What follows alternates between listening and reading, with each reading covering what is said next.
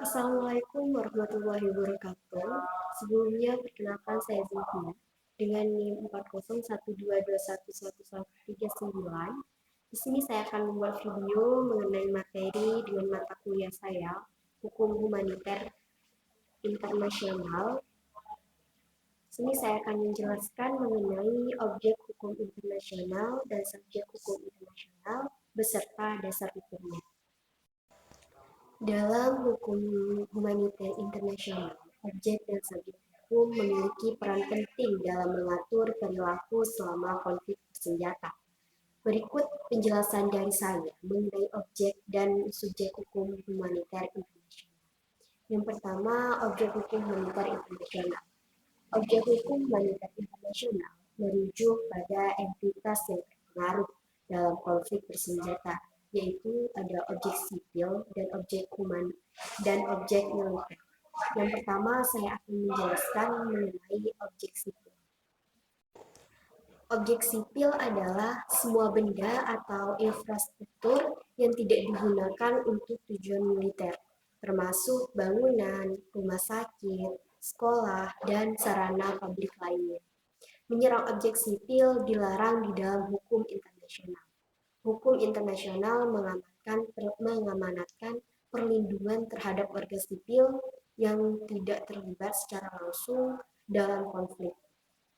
Hal ini termasuk perlindungan terhadap objek-objek sipil seperti rumah sakit, sekolah, tempat ibadah, dan bangunan lainnya. Prinsip kepentingan militer harus seimbang dengan prinsip kemanusiaan, prinsip keperilakuan manusia, dan kesatriaan. Artinya, serangan harus proporsional dan tidak menyerang secara langsung warga sipil yang tidak bersenjata. Yang pertama itu ada objek sipil. Objek sipil dalam hukum humaniter internasional adalah objek yang bukan sasaran militer. Objek sipil tidak boleh diserang kecuali jika digunakan untuk menjadi sasaran militer. Hukum humaniter internasional atau HI melindungi orang dan objek selama perang, termasuk warga sipil, personel militer medis, dan keagamaan, pekerja palang merah atau bulan sabit merah, unit dan transportasi medis. HI juga melindungi barang yang sangat diperlukan untuk kelangsungan hidup bagi warga sipil. Barang-barang tersebut tidak boleh diserang, dihancurkan, atau bahkan dihilangkan. Hukum humaniter internasional didasarkan pada prinsip pembedaan, yaitu orang dan objek tertentu dilindungi dari serangan karena status sipil mereka. Prinsip-prinsip lain dalam hukum humaniter internasional adalah prinsip kemanusiaan, prinsip militer, prinsip proporsionalitas, prinsip pelarangan menyebabkan penderitaan yang tidak perlu. Dasar hukum dari objek sipil sendiri ada yang pertama itu Protokol Tambahan 1 Konvensi Jenewa 1949 Pasal 52 menyatakan bahwa objek sipil tidak boleh dijadikan sasaran serangan. Hanya objek sipil yang dapat dijadikan sasaran sah dalam serangan militer. Dan yang kedua itu Konvensi Jenewa 4 1949 melindungi warga sipil dan objek sipil dari akibat konflik bersenjata. Lalu yang kedua itu ada objek militer.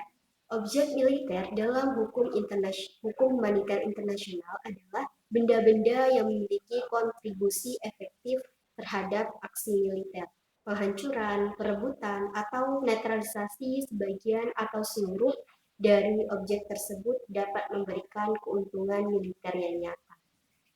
Contoh objek militer itu tank, barak, pesawat militer, kapal perang, pabrik pakaian yang digunakan untuk menyimpan senjata, atau lain-lainnya. Hukum humaniter internasional bertujuan untuk memanusiakan perang dengan mengatur agar perang dilakukan dengan memperhatikan prinsip-prinsip kemanusiaan. Sumber hukum internasional ini berasal dari hukum kebiasaan internasional dan hukum perjanjian seperti Konvensi Jenewa. Prinsip-prinsip hukum humaniter internasional antara lain prinsip kemanusiaan, prinsip pembedaan, prinsip kepentingan militer, prinsip proporsionalitas, prinsip pelarangan yang menyebabkan penderitaan yang tidak perlu. Objek militer sendiri mencakup semua benda atau infrastruktur yang digunakan untuk mendukung operasi militer, seperti pangkalan militer, persenjataan, kendaraan militer, dan jalur suplai militer. Objek ini merupakan sasaran sah selama perang. Hukum humaniter internasional juga mengatur tentang cara berperang yang tepat.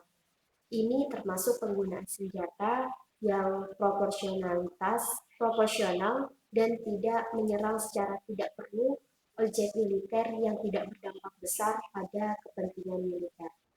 Prinsip proporsional harus dipenuhi, yaitu setiap serangan harus seimbang dengan kepentingan militer yang ingin dicapai.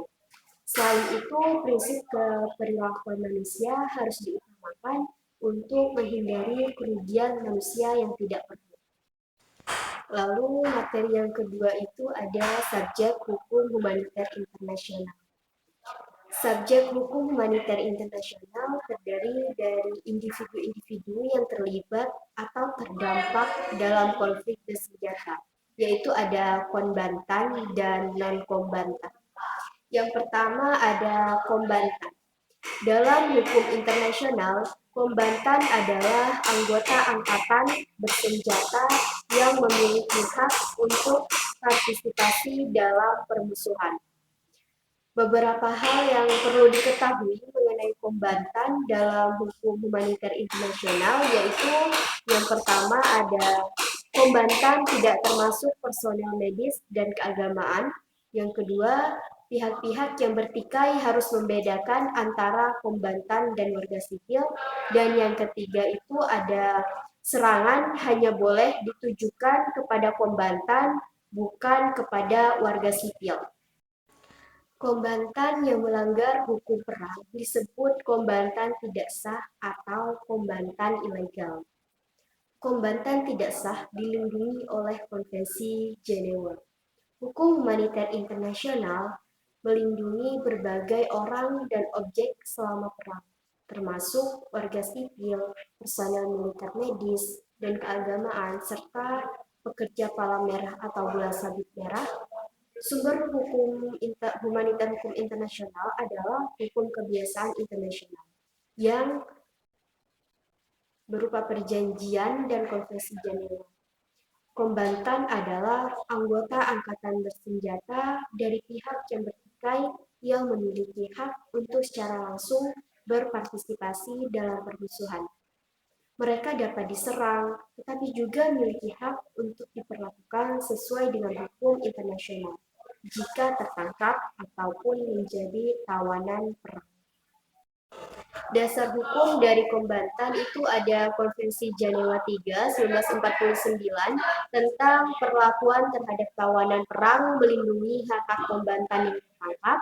Dan yang kedua itu ada Protokol Tambahan 1 Pasal 43 menyatakan bahwa angkatan bersenjata dari pihak yang bertikai terdiri dari semua kombatan yang memiliki hak untuk ikut serta di dalam permusuhan. Subjek yang kedua itu ada non-kombatan. Subjek non-kombatan dalam hukum humaniter internasional adalah warga sipil yang tidak terlibat langsung dalam permusuhan. Selain itu, petugas medis militer juga dianggap sebagai non-kombatan dan tunduk pada perlindungan dan batasan tertentu. Hukum humaniter internasional didasarkan pada prinsip pembedaan antara kombatan dan warga sipil. Kombatan adalah anggota angkatan bersenjata yang secara aktif turut serta dalam permusuhan. Sedangkan warga sipil adalah lawan dari kombatan, yaitu setiap individu yang bukan anggota angkatan bersenjata. Prinsip pembedaan ini bertujuan untuk menentukan siapa yang boleh turut serta dalam permusuhan dan siapa yang harus dilindungi. Prinsip ini juga penting untuk diperhatikan dalam situasi peperangan atau konflik agar tidak menyerang objek-objek sipil, seperti rumah sakit, tempat ibadah, sekolah, dan instalasi listrik. Non-kombatan adalah individu yang tidak terlibat langsung dalam permusuhan seperti warga sipil, personel medis, dan rohaniawan. Mereka dilindungi oleh hukum humaniter internasional dan tidak boleh dijadikan sasaran serangan. Hukum humaniter internasional mengamanatkan perlindungan terhadap non-kombatan, yaitu orang-orang yang tidak terlibat secara langsung dalam konflik ini, termasuk perlindungan terhadap warga sipil yang tidak bersenjata dan tidak terlibat di dalam pertempuran.